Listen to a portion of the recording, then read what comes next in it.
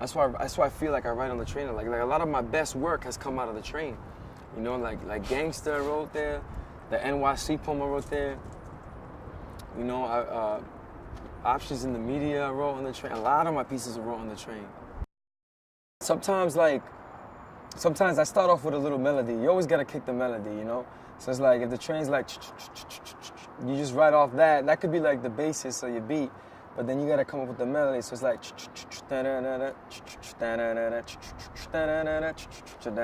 like it could just be anything, you know? And like, you just start flowing off a melody.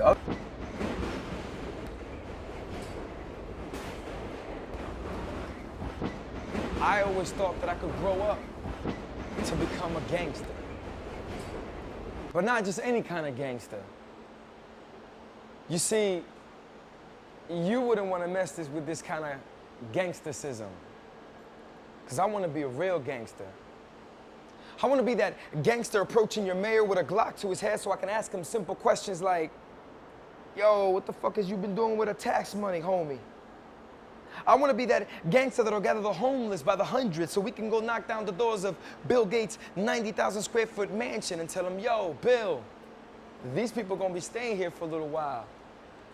I want to be that gangster that'll knock down the doors of your church in a white suit on a Sunday morning just to yell out at your priest, you, stop lying. Lady in the front of the church turns around and says, damn, that's gangster. And I'm like, nah, lady.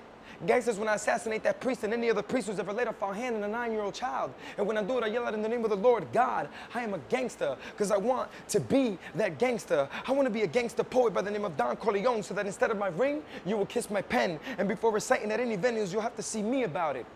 Or else you can forget about it.